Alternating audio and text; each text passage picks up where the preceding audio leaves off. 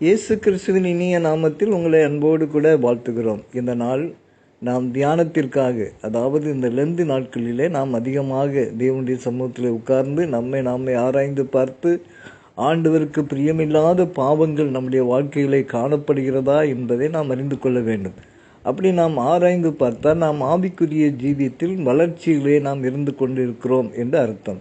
அருமையானவர்களே, நேற்றைய தினத்திலே நாம் விபச்சாரம் என்பதை குறித்து பார்த்தோம். திருமணமானவர்கள் திருமணமான ஒப்பந்தத்தை மீறி அவர்கள் செய்கிற பாவம் விபச்சாரம் என்று சொல்லி பார்க்கிறோம். இந்த நாளிலே நாம் வேசித்தனம் என்ற ஒரு குறிப்பு இருக்கிறது. விபச்சாரம் வேறு, வேசித்தனம் வேறு.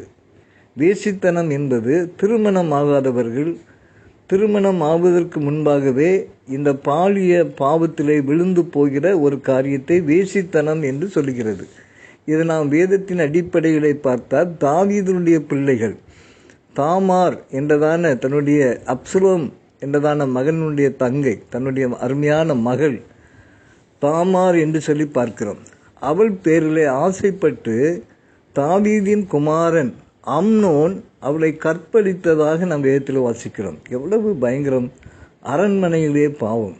இந்த நாட்களில் அநேக குடும்பங்களிலே யாருக்கும் தெரியாமல் நாம் பெற்றதான பிள்ளைகள் இந்த பாவங்களை செய்யும் பொழுது அது எவ்வளவு பெரிய வெட்கத்தையும் தாக்கத்தையும் ஏற்படுத்துகிறது என்பதை நாம் அறிந்து கொள்ள வேண்டும். இன்னுமாக தீனாள், யாக்கோபினுடைய மகள், 12 ஆண் பிள்ளைகள். இவள் தீனாள் தேசத்தின் பெண்களை பார்க்கும்படி சுற்றும்படியாக, அதாவது ஊரை சுற்றி பார்க்கும்படியாக போனவள் பாவத்திலே விழுந்து போய்விட்டதை நாம் பார்க்கிறோம். அருமையானவர்களே, இந்த நாள் அவள் அந்த காலத்தில் ஃபேஸ்புக் இருந்திருந்தால் வீட்டிலே உட்கார்ந்து ஃபேஸ்புக் பார்த்து கொண்டு இருந்திருப்பாள். ஆனால் அந்த நாட்களில் அவள் ஃபேஸ்புக் காண முடியாதபடியினாலே அவள் வாலிப பெண் தனியாக ஊரை சுற்றி பார்க்க போகும் பொழுது ஏற்பட்ட ஒரு அவலை நிலைதான் அவளுக்கு ஏற்பட்டது. அதன் மூலமாக எவ்வளவு பாதிப்பு ஏற்பட்டது என்பதை நாம் வேதத்தில் வாசிக்கிறோம். ஆகவே திருமணமாகாத வாலிப தம்பிமார்கள், வாலிப தங்கைகள் தன்னுடைய பெற்றோருக்கு கீழ்ப்படிந்து பரிசுத்தமாய் வாழ நாம் அழைக்கப்படுகிறோம். ஒருவேளை இந்த அருமையான வசனத்தை கேட்டுக்கொண்டிருக்கிற வாலிபர்கள் நல்ல தீர்மானம் எடுக்க வேண்டும். எவ்விதமாக ஆகாரத்தினாலே தங்களை தீட்டுப்படுத்தக்கூடாது என்று தீர்மானம் எடுத்தது போல நம்முடைய சரீரத்தை நாம் தீட்டுப்படுத்தக்கூடாது. திருமணம் ஆகும் வரையிலுமாக நான் இது போன்ற பாவத்திலே நான் விழுந்து விடக்கூடாது என்று ஜாக்கிரதையாக வாலிபனும் வாலிப பெண்களும் இருக்க வேண்டும். ஆகவே தான் நாம் மொபைல், இன்னமாக இன்டர்நெட் போன்ற காரியங்களை நாம் உபயோகப்படுத்தும் பொழுது அவலட்சணமான காரியங்களை பார்க்காதபடி, அவைகளை குறித்து பேசாதபடி நாம் கவனமாக இருக்க அழைக்கப்படுகிறோம். நம்முடைய ஆண்டவருடைய வார்த்தை நம்மை எச்சரிக்கிறது என்னவென்றால், ஒருவேளை அப்படிப்பட்டதான பாவம் செய்யாவிட்டாலும் நம்முடைய உள்ளத்தில் இது போன்ற பாவம் ஏற்படும் பொழுது நாம் மிகுந்த ஜாக்கிரதையாய் ஆண்டவருடைய சமூகத்தில் போய், ஆண்டவரே எனக்கு தீமையான எண்ணங்கள் இருக்கிறது என்பதை அறிக்கை செய்து நாம் அதை விட்டு பரிசுத்தமான நம்முடைய ஆலயத்தை பாதுகாப்பதில் மிகுந்த தீவிரம் செலுத்த வேண்டும். ஆகவே நாம் என்ன செய்ய வேண்டும்? நம்முடைய தனிப்பட்ட வாழ்க்கையிலே தேவனுடைய சமூகத்திலே போய் உட்கார்ந்து வேதம் வாசித்து ஜெபித்து இது போன்ற பாவத்திலிருந்து விலக நாம் நல்ல தீர்மானம் எடுக்க வேண்டும்.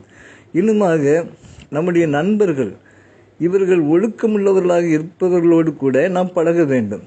ஒழுக்கக்கேடான பிள்ளைகளுக்கு நாம் சாட்சியாக வாழ வேண்டுமேயானால் அவர்களோடு கூட நாம் பழகி பேசியிருக்கலாம். ஆனால் அவருடைய செத்த கிரியைகளுக்கு நாம் உடன்படக்கூடாது. மூன்றாவதாக நாம் பார்க்கும் பொழுது, எங்கு பாலிய இச்சைகள் தூண்டப்படுகிறதோ அந்த இடத்தை விட்டு நாம் ஓடி போகும்படியாக அழைக்கப்பட்டிருக்கிறோம். பாலிய இச்சைகளுக்கு விலகி ஓடு என்று வேதம் நமக்கு போதிக்கிறது. ஒருவேளை நாம் துணிகரமாக இந்த பாவத்தை செய்தால் நமக்கு என்ன பாதிப்பு ஏற்படும் என்று ஒரு சில காரியங்களை நாம் அறிந்து கொண்டால் நலமாக இருக்கும். நம்முடைய வருங்கால திருமண உறவுகள், அதாவது தன்னுடைய வாழ்க்கையிலே திருமணத்திற்கு முன்பாக பாலிய பாவத்தில் வீழ்ந்தவர்கள் திருமண வாழ்க்கையை சந்தோஷமாக அவர்கள் அனுபவிக்க முடியாது. இரண்டாவதாக, நம்முடைய சரீரத்திலே பாவத்தின் விளைவினாலே அநேக வியாதிகள் வருவதற்கும் அநேக வியாதிகள் வந்து கொண்டிருப்பதற்கும் காரணம் பாலிய இச்சையினால் ஏற்பட்டதான விளைவு. இன்னும் நாம் பார்க்கும் பொழுது நம்முடைய திருமணத்துக்கு முன்பாகவே நாம் பாவம் செய்வதனாலே இந்த அநேகர்கள் அதை வெட்கத்துக்கு நேராக கடந்து சென்று தன்னுடைய பெற்றோரையும் வெட்கத்துக்குட்படுகிறபடினாலே தற்கொலைகள் நடக்கிற அனுபவத்தை நாம் பார்க்கிறோம். ஆகவே இந்த பயங்கரமான பாவம் செய்யாதபடி பெற்றோருக்கு கீழ்ப்படிந்து நடக்க நாம் அழைக்கப்படுகிறோம். மாத்திரமல்ல, நம்முடைய திருச்சபைகளே இதுபோன்ற பாவம் செய்தவர்களை மதிக்க மாட்டார்கள், வெட்கப்படும்படியான சூழ்நிலை ஏற்படும். ஆகவே அவர்கள் ஆவிக்குரிய ஜீவித்தில் வளர்ச்சி அடைய முடியாதபடி, அவர்கள் ஆலயம் செல்லாதபடி கூட சில நேரங்களில் அவர்கள் ஒதுக்கப்படுகிறதை பார்க்கிறோம். ஆகவே இது போன்ற பயங்கரமான பாவம் நம்முடைய வாழ்க்கையிலே வராதபடி இருக்க நாம் என்ன செய்ய வேண்டும்? நம்மை நாமே ஆராய்ந்து பார்க்க வேண்டும். ஆண்டவரே, என்னுடைய வாழ்க்கையிலே இது போன்ற அசுத்தமான பாவங்கள் உண்டா, சிந்தனைகள் உண்டா, நினைவுகள் உண்டா?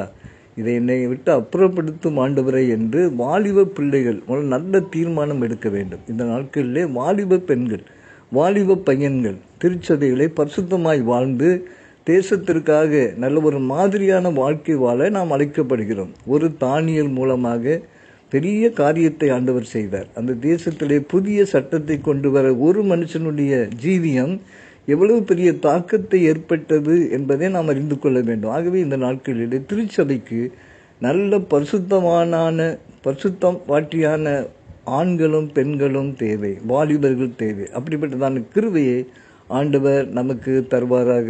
ஆமீன்.